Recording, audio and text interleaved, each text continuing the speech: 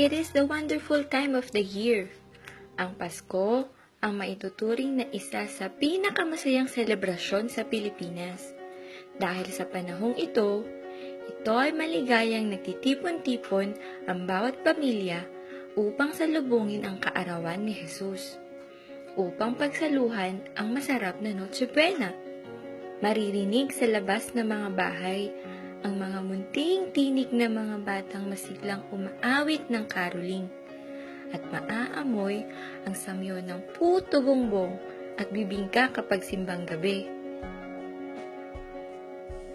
Wala nito sa abroad, mapa-Hong Kong man, Amerika, o kahit sa Inglaterra man o sa Arabia. Sa Pilipinas lang mayroong ganitong uri ng kaugalian. At ito ay sadyang kinasasabikan ng mga kababayan nating OFW. Kagaya ko. Sa halip na kasama ang mga anak, asawa, mga magulang, ang pamilya, mga kapatid, ang kahalubilo nila sa Kapaskuhan ay ang mga banyagang kanilang pinagsisilbihan. Sa halip na sa sariling tahanan nila sila nagdiriwang, sila ay nakikitang patuloy ang pagtatrabaho. Gamit ang telepono at internet, nakakausap nila ang kanilang pamilya. Ngunit hanggang doon lang. Kung maaari nga lamang ay magbalik na lang sila sa bansa. Magbalik na lang kami pauwi ng bansa. Ngunit sa pagbalik ba namin, anong trabaho naghihintay sa amin? Mahirap, masakit, nakakalungkot. Kahit gusto naming umuwi, hindi namin nagawa. Kasi nga, kailangan naming magsakripisyo. Kailangan naming kumayod. Gagawin namin ang lahat para sa pamilya namin. Yan ang tatak Pinoy. Yan ang tatak OFW.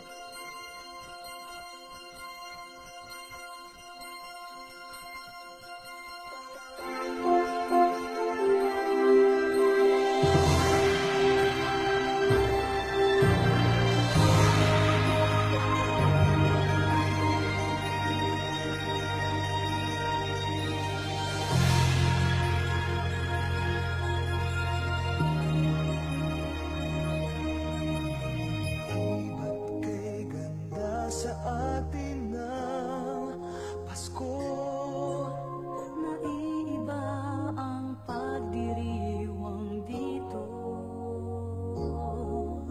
Pasko sa ating hahanap-hanapin mo. Walang katulad dito ang Pasko. Lagi mo na maiisip na sila'y nandito sana, at sa Noche Buena ay magkakasama. Ang Pasko ay kay saya kung kayo'y kapiling na. Sana pagsapit ng Pasko, kayo'y naririto.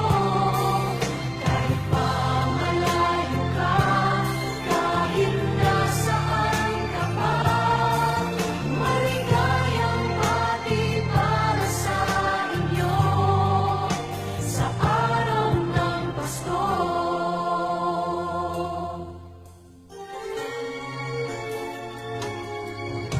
Sa ibang bansa'y di mo makikita, hindi sa labi ng bawat isa. Alam naming hindi na nais malayo, Paskong Pinoy pa rin sa ating puso. Lagi mo na maiisip